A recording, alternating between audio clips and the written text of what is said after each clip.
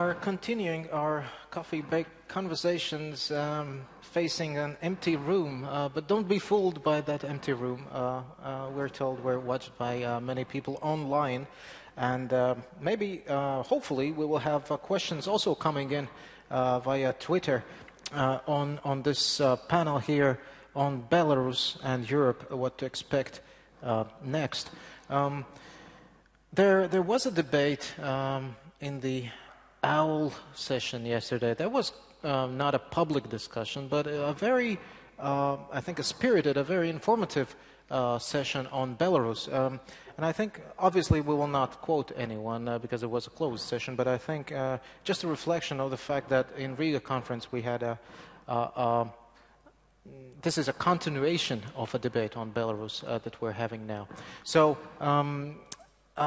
again, a panel not less distinguished as any other panel that has sat here. We have Alexander Pivovarsky, head of Eastern Europe and Caucasus at the EBRD.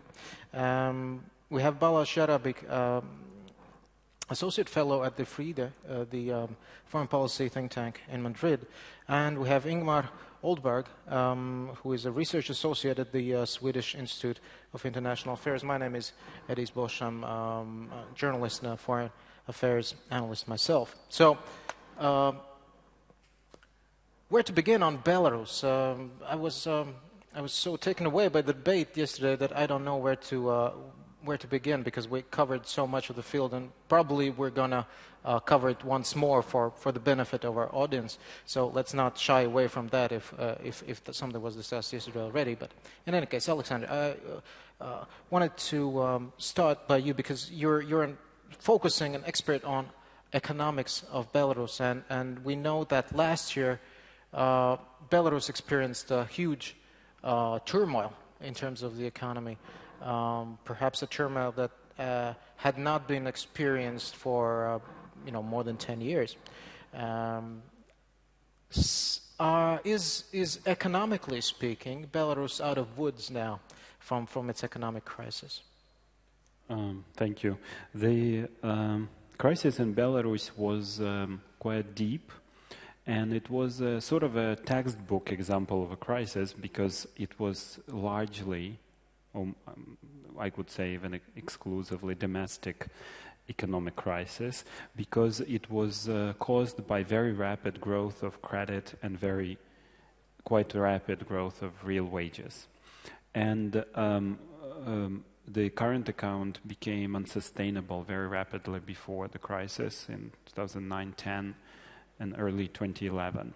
And so, of course, there were fears that the crisis would lead to would have significant long-term implications. For example, we worried that the financial sector may collapse because it was heavily exposed to the central bank, actually, through swap facilities of local currency for dollars, and that the authorities, the central bank, would be unable to service those debts.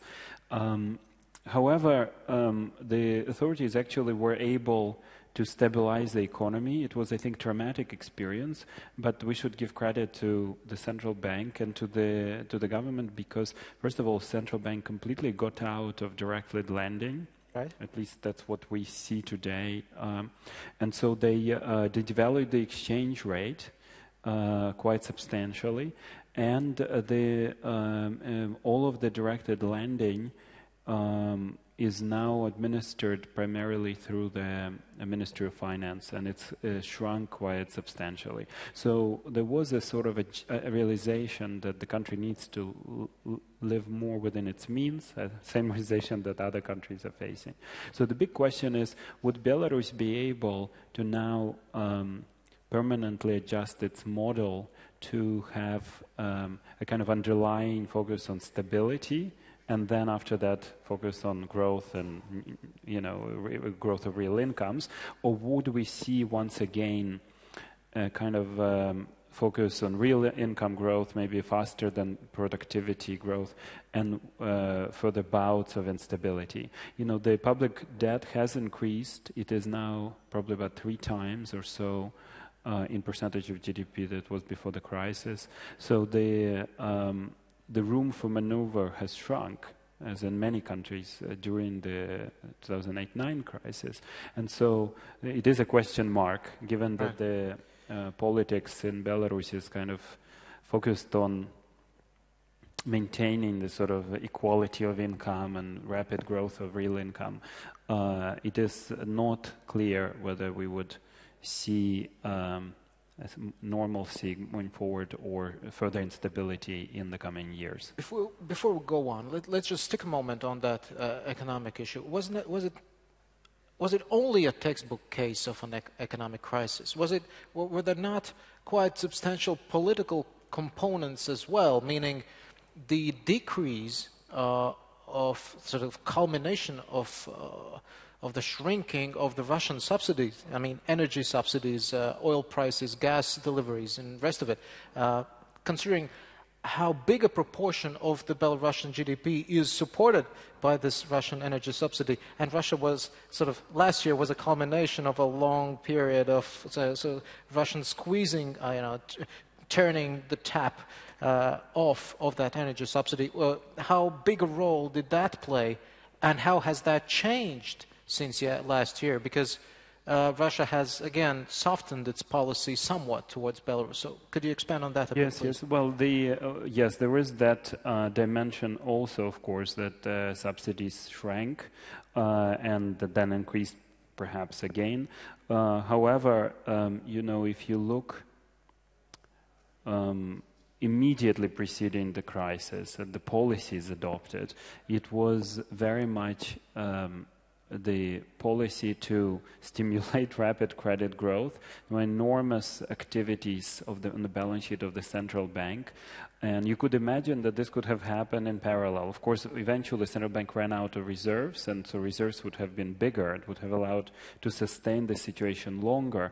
Right. But it seemed like this time around, this was even unsustainable, would have been unsustainable even if Russian subsidies were bigger. Right. But it is true that and people in Belarus, they don't like, or at least the officials, they don't like to talk about it as subsidies. They think it's a sort of, for example, today they are done in the context of the customs union, and this is just part of the deal, that you have these prices at the level that Russian enterprises pay. That's part of the deal. But you could refer to them as some kind of terms of trade improvement, right? Because you pay less for your imports, and they pay more for your exports. However, it is true now that we see continuous shrinking of the subsidies, and maybe they come with more of strings attached, or some of them are provided in terms of loans, and so it is probably a point of pressure that will also force the authorities to think about the model, how to increase productivity to ensure that incomes continue to grow and without crisis. Right. Balazs, let me involve you now. When you compare Belarus a year ago and Belarus now, has the Lukashenko government, reestablished the social contract that was there during the previous years? Because Alexander did not say that, but basically this flow of financing was a way for the government to establish a social contract. Basically, we finance a lot. There's a certain degree of prosperity, and that's a social contract. Why you don't need much of democracy and the rest of it. So, has the regime reestablished the social contract now? Well, thanks for the question, and thanks for inviting me, first of all. And the question is yes and no. Right. First of all, there is two sides of the social contract, as I see it. One side is a value which is shared across the Belarusian society, no matter whether these are fans of Lukashenko or in opposition, and that value is a strong state. This is something, Belarus is 20 years of independent. It has a different development path as a nation. Scholars wrote numerous books about, that this is a nation without a nation, or a state without a nation. And it's really what we're seeing, basically a nation-building process. What's going on in Belarus. And that's perhaps the first step, that everybody is equally shared value. And that's not changing, actually, and even increasing. The second is a social state, right? Or at least a seemingly social state, when people can be dependent on the state. And that has been broken with the crisis. And I would actually point back to what happened in December 19, the previous presidential elections, because not only we've seen an economic crisis, but we actually seen a constant political crisis as well. It's a conflict between the opposition and the government, political prisoners, old-time law, basically freeze relationship with the European Union, and actually a lot of conflicts with Russia. Now, according to credible opinion polls, the Belarusians want reforms, they want change, still more than 60% of them. But, the question is, what we have been discussing with our Belarusian friends, and analysts and scholars, is like, what exactly the Belarusians, what kind of change they want.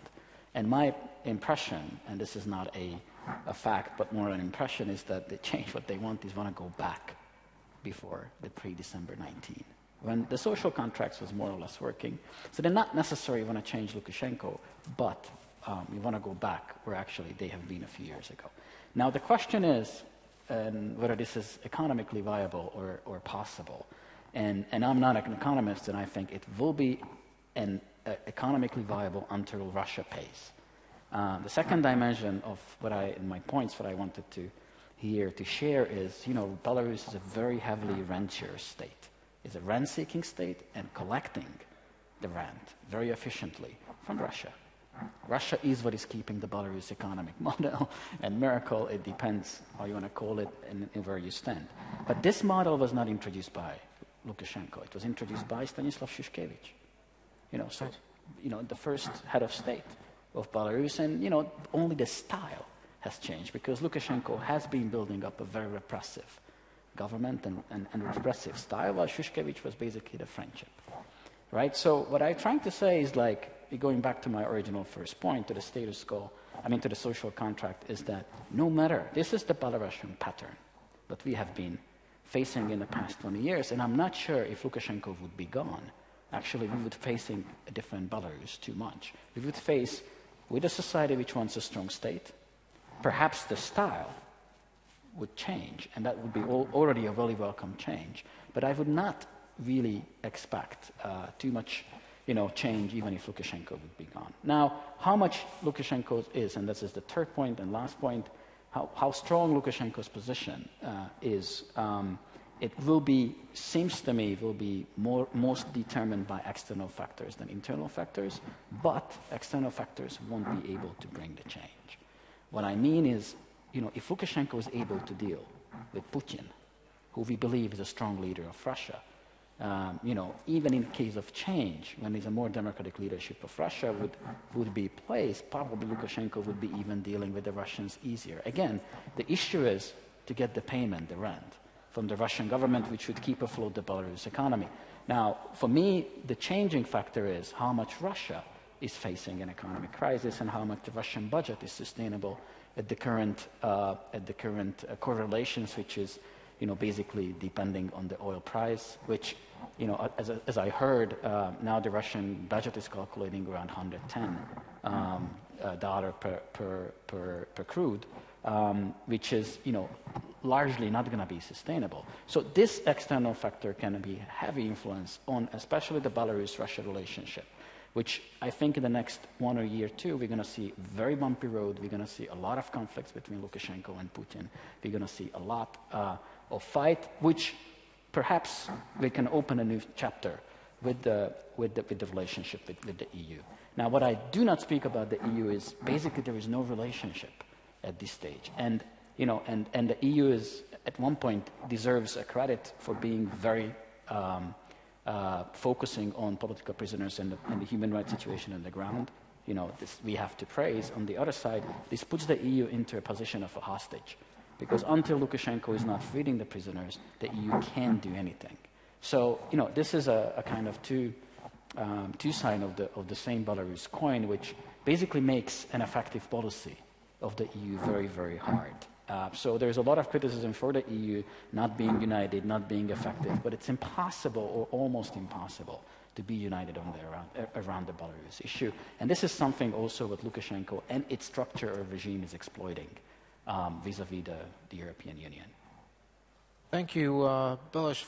We will return to many points that you raised, but now I wanted to involve Ingmar Oldberg from the Swedish, and I stress the word Swedish, Institute of Foreign Affairs, because I want you to answer for the teddy bears. I mean, that's not fair. Not in literal sense, but in any case, I mean, the question, I stick to one of the points that Balazs raised, that if his intuition is right, and perhaps the majority of the Belarusian society actually want to return to the previous social contract, and that's the change they actually want, return to the previous model of stability, then perhaps teddy bears are, are redundant. It's unnecessary. It's something imposed from outside that's not really required by a significant segment of the Belarusian society. In any case, I'm not sure whether that boiled down to a question, but that's the way I wanted to. Well, the idea of using teddy bears Right. Actually came from the Belarusian opposition, so that was not a Swedish idea, or an idea of this Swedish PR company that carried out the dropping of over 800 teddy bears over Minsk. But the effect, of course, was that the bilateral relations between Sweden and Belarus impaired greatly. The first reaction, I think, came from Moscow when defense people there discovered an intruder coming from the west again, just like in '87 with Matthias Rust, flying into its territory, dropping things and flying out again. The result was that two high officers in Belarus were fired, the head of the air defense and the border troops. And then Lukashenko turned on the Swedish ambassador, expelled him. Sweden retaliated by not accepting a Belarusian ambassador who was coming to take his post in Stockholm. And then both embassies were practically closed. There are no diplomats in either capital from the other country. Right. But officially the diplomatic relations are not interrupted. And Sweden does have an interest in having contacts with Belarus, a little for economic reasons, but mainly for its main cause, namely to promote civil rights, human rights, democracy in Belarus, with the opposition, but also normal people and people even in the administration have a certain interest in being able to come to Sweden for courses and so on. But all this is in danger now. There was a program to invite Belarusian journalists to Sweden for some education, both from oppositional papers and from the governmental sector, so to speak. And this was, Sweden wanted people to come from both sides. Right. But that was stopped. The Belarusians, the Belarusian officials didn't dare to come to Sweden for this. Right. Thank you. Thank you. I think, Ingmar, the broader point I was trying to raise was what, in your opinion, is EU policy towards Belarus and what should be EU policy towards Belarus. It's ostensibly, for example, the sanctions regime, I would also want your evaluations on how you view the sanctions regime. Does it give us anything? But in broader policy terms, what it seems to be the EU is trying to do. Is it just trying to free certain political prisoners? Is it trying to achieve a regime change or maybe a gradual regime evolution in Belarus? What should be the West's or the EU's objective towards Belarus? Well, the objective, I think, is and will remain to engage Belarus, engage normal people, journalists, workers, students. And this involvement leads to what? Should lead to what? Well, the EU has now a new project regarding Belarus called the European Dialogue for Modernization, which addresses the opposition in Belarus and does not involve governmental officials. And the idea is modernization, which is a very broad term, of course, but also to launch ideas how to reform the country in the long run, so to speak. Right. But of course, the weakness here is whether those people who are involved are instrumental, whether they are well informed, and some people in Belarus say that well, you have to, in the long run, also involve people. Right. In the administration. And of course, the European Union has this blacklist of Belarusian officials, over 200 people who are not allowed to go to the West. That's the sanction side. I wanted to involve on this, Balazs and Alexander as well. There is a sanctions regime against Belarus, a limited sanctions regime. It will be reviewed towards the end of the year. Is it bringing anything? Is it just symbolic act conducted for the sake of symbolism, or is it actually getting us anywhere? Before I get to answer that, I would like to return to what the EU intention is, and the second, how it looks in Minsk, because this is perhaps the biggest difference. We believe that we are clear on our messages, or the EU believes that it's clear on the messages. But then implementation comes, and it's, like the teddy bears. It really, like the good intention and bad action, and what we are not really fully aware, or seems to me not caring enough, how it translates to the Belarusian public or to the Belarusian society, not even talking about the Belarus government, right?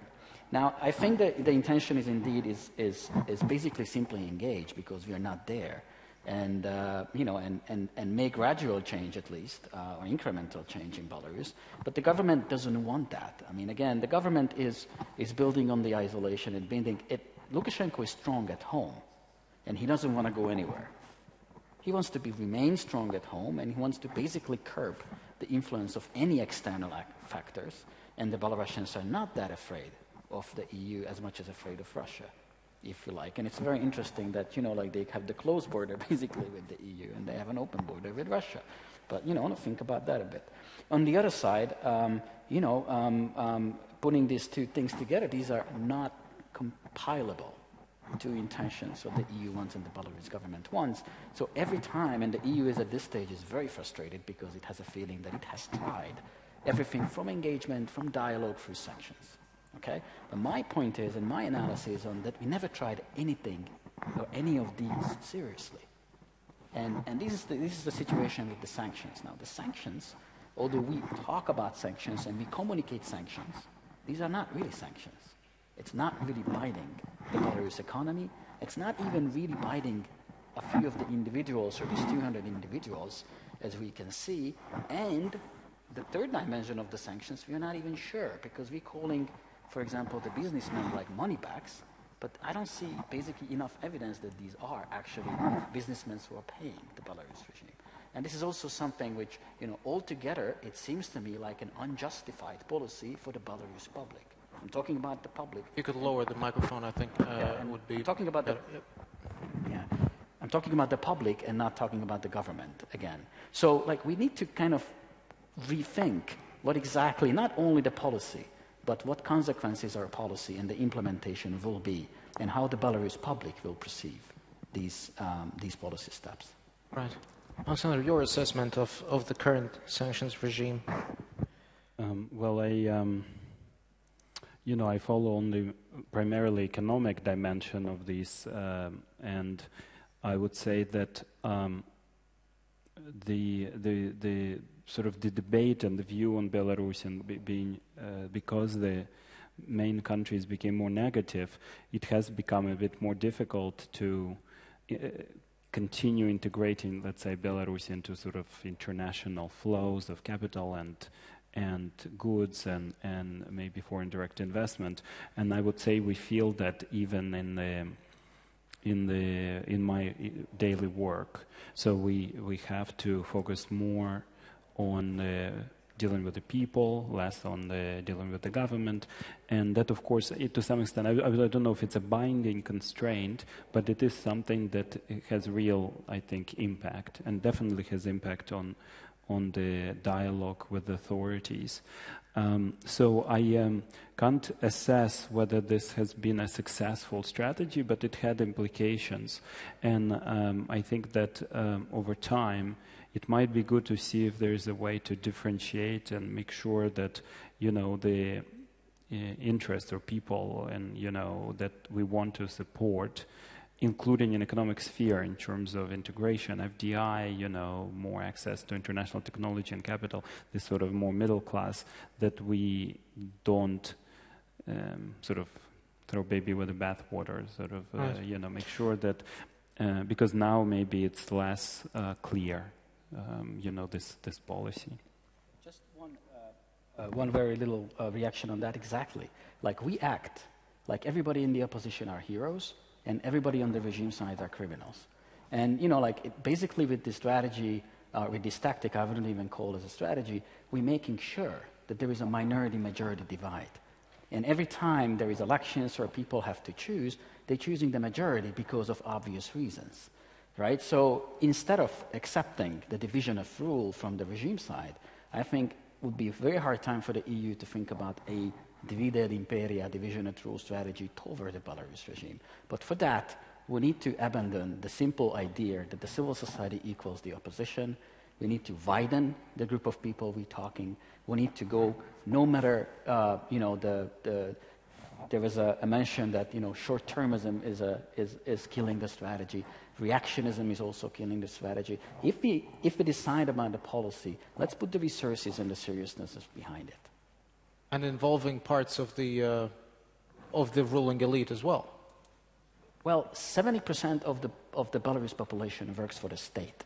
Exactly. So if you're running with a policy against the state, you're alienating 70% of the society. You like it or not. But does not it logically lead to perhaps the idea that there should be no sanctions regime at all? I think it should be, but I think it should be real sanctions. So it needs to be... What are real sanctions? Well, it's a very, we always forget about this, that real sanctions needs Russia. We can't impose real sanctions only from one side. In Russia will never cooperate. Which has open border against Russia, or with Russia. You wanted to add something on that? Well, of course there are reasonable people, democratically minded people also in the huge Belarusian administration. So the EU can appeal to them and find some use of talking with them. But even on the top level, there are contacts. For instance, at meetings in third countries. Recently, the deputy foreign minister of Belarus attended an Eastern Partnership meeting, even though it was informal, in Chisinau. So there are contacts on that level. And talking about sanctions, a topical idea in Sweden some time ago was to start preparing a boycott of the Ice Hockey World Championship in 2014. And the idea then would be that this would that championship. Attending this championship would be popular, would gratify Lukashenko because he's such a big fan of ice hockey and so on. And also the idea was that this campaign would expose the regime. Right. But then we have the other side, that if people go there, they can inform themselves, they can start talking with people, and so on. So there was one idea in Sweden that you start waging a campaign and hope it won't succeed. Right. We have a couple of minutes for the last round for the panel, which I would like to start off by, I don't know, you all of you participated in the last night's discussion about Belarus, and the two punchlines that stuck into my mind was first, whether you agree or not is a different question, but nevertheless, I found them quite informative. It was one that EU, with reference to Belarus, perhaps has to realize that there may be problems that have no solutions at the moment, at least. And the second one was that the solution, if any is required with reference to Belarus, will have to wait until there's a change in Russia, right? Whether you agree or not, again, is a different question. But returning perhaps the last round on the panel, and it started by Ingmar and coming back to Alexander again. What is your, as experts, so it's a tricky thing to engage in forecasts, but nevertheless, over the, let's take a time frame of Putin's term in office, let's say next 5 years. At the end of Putin's term in office, let's say, what do we see in Belarus in 5 years' time? Any ideas of the developments? Any, perhaps, don't be too careful about your forecasts as analysts usually are, but do we see basically more of the same 5 more years? Do we see, can we begin looking forward to a post-Lukashenko Belarus already? Any ideas? Will the system, the economic system, retain itself? Does it have the capacity to last for 5 more years? Any ideas on the 5-year time frame? Ingmar? Well, we didn't see any special change under Medvedev's 5 years, so... 4. That's 5. Was it? That is rather stable, and I think even if Putin would leave, Lukashenko is likely to stay. He is also very fit until he hurts himself in ice hockey, perhaps. But there is one new factor here operating in Belarus and in most of Europe and most of the world. That's China. That we are talking always about. Russia as the alternative for Belarus if Europe makes problems. But now we see that China is making advances in all the economies of Europe, in Russia, in Belarus. And Lukashenko and his administration have also been cultivating this as an alternative to Russia, to play them out a little bit. And they have concluded deals, that is Belarus and China, concerning an industrial park in Minsk, where the Chinese have the majority share. And also, China has started, or is going to start, producing cars in Minsk. And all this probably is not very much to the liking of the Russian leadership. Yeah, some would argue that China is perhaps a dream that can be entertained by the government there as a real alternative, but might perhaps not work out. But we'll see. 5-year time frame, your forecasts? Well, first of all, regarding the 2 points, no solutions and change in Russia. Only the Belarusians will be able to make change. It's up to them. And for me, it's amazing that even after the Arab Spring, right, there's still voices and there's still thinking in Europe or in the West that external factors can really, really influence these kind of changes. I mean, the Arab Spring caught everybody by surprise. Okay, and there was very little external factors which would actually, or external actors. There were a lot of external factors, but not external actors who were dealing with this. That's point number one. Point number two, change in Russia is underway. Putin is besieged. It's pretty clear that he's not controlling the country. Ivan Krastev wrote a beautiful article about this in the Journal of Democracy, how the king is naked, and was naked, but now it's visible. Now, who is going to benefit mostly that Putin is naked and has problems? Lukashenko. Because the more problems Putin has at home, the easier it is to get the rent out of Russia. For Lukashenko, what we've seen, Minsk was the first visit of Putin, and everybody was expecting that it's going to be some kind of pressure. And what you've seen is a triumphant Lukashenko with a very small Putin in Minsk. It was amazing to see. Even for me, it was a big surprise. And point number three, change is well underway in Belarus. Only able to focus on Lukashenko himself, while we are really not even seeing from the tree the forest. So there's a middle class. The 2010 December 19 was a big manifestation of this middle class. There is more and more pressure in that country. Lukashenko's rating is not going up, even despite the salaries are going up. And if you compare that to the previous polling trends, that's always been the case that his rating is going up with the salary. The first time is not. Increasingly, not only the society, but the law enforcement and the others are saying that Lukashenko has become a liability and not an asset.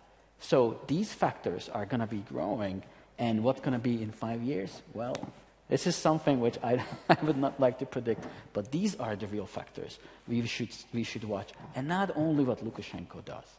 Balazs, I think you're in the analyst and in the Belarus watcher crowd. You're on the optimist side of the spectrum, so to speak. Trying to be. Alexander, your assessment of the prospects for the coming period. Well, as others suggested, it's very difficult to make forecasts anywhere, and especially in Belarus. But these days we find it difficult to forecast even global developments. However, I think that in Belarus the pressures for change will keep rising over time. And maybe to some extent I disagree that with Balazs that it will come from inside. The pressure will be from the inside, but it will to some extent depend on external factors like, for example, Russia's integration WTO and commitments under WTO, where external common tariff has to go down. So it means that some enterprises in Belarus will become less competitive. So they would have to change. Russia